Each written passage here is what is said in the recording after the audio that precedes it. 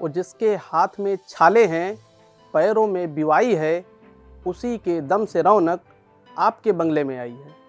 नमस्कार, मेरा नाम हरिओम है और जो पंक्तियाँ मैंने अभी पढ़ा है वह हमारे गृह जनपद गोंडा के प्रसिद्ध शायर स्वर्गीय आदम गोंडवी जी द्वारा रचित हैं।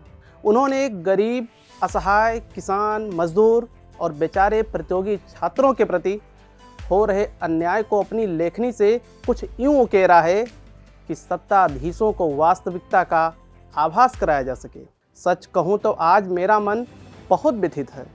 यह वेदना मेरी व्यक्तिगत नहीं है, बल्कि ये व्यथा उन तमाम लाखों अभ्यर्थियों की है जो इस संकल्प के साथ घर से बाहर निकलते हैं कि पढ़ाई करके अपने मम्मी पापा के उस सपने को सच करेंगे जो उन्होंने मेरे लिए देखा था।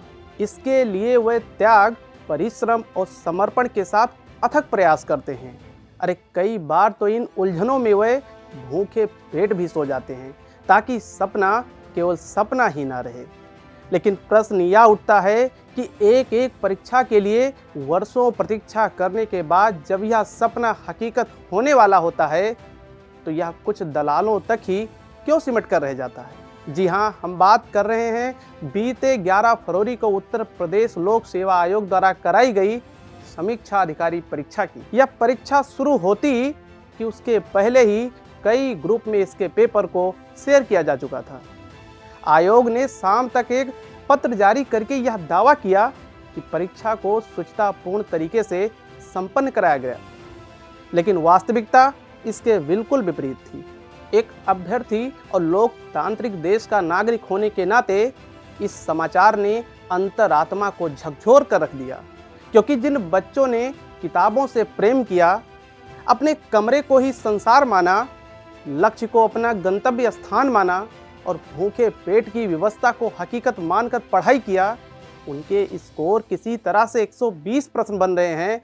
और जिन्होंने काली कमाई का उपयोग उन निश्चल भाव रूपी समर्पित बच्चों के सपने को कुचलने के लिए किया, उनका स्कोर 130 प्रश्न से शुरू होता है।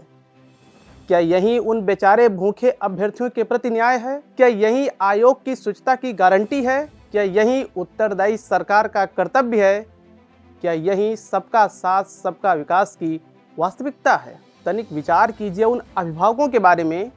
उनके दिल में उतर कर देखिए जिन्होंने अपने खाने में से कुछ अनाज को बेचकर अपने बच्चे को महीने का खर्च दिया। उस मजदूर के बारे में जिसने बीमार शरीर होने के बाद भी 8 घंटे के बजाय 12 घंटे मेहनत किया ताकि उसके बच्चे को कलम और किताब के लिए चिंतित न होना पड़े। उस बेचारी बिटिया के बारे में जिसने सामाजिक बंधन को तोड़ने और सम्मानपूर्ण जिंदगी के लिए अपने मम्मी पापा को मनाया था ताकि वह आत्मनिर्भर बन सके। उस दलित, पिछड़े, आदिवासी भाई बहन के बारे में जिसने खुद को समाज की मुख्य धारा में लाने के लिए पीढ़ियों से चली आ रही अशिक्षा को चुनौती दिया था। सरकार लाख वाहवाही कर ले, चाहे वह बेटी बचाओ बेटी पढ़ाओ हो या फिर न खाएंगे न खाने देंगे का स्लोगन हो, लेकिन जब बात स्वच्छता और भ्रष्टाचार मुक्त शासन व्यवस्था की होती है तो ये सब हवाई ही लगता है।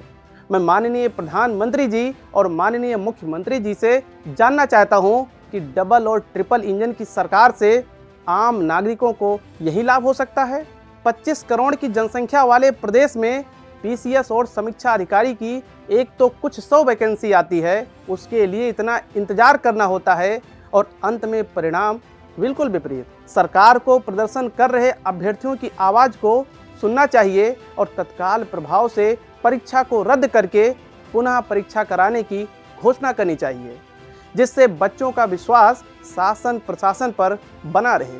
केवल कानून बनाने से नकलचियों पर लगाम लगाना असंभव है। इसके लिए धरातल पर कार्य करने की ज़रूरत है। आशा करता हूँ कि सरकार हम सभी की बात सुनेगी ताकि न्याय मिल सके। नमस्कार।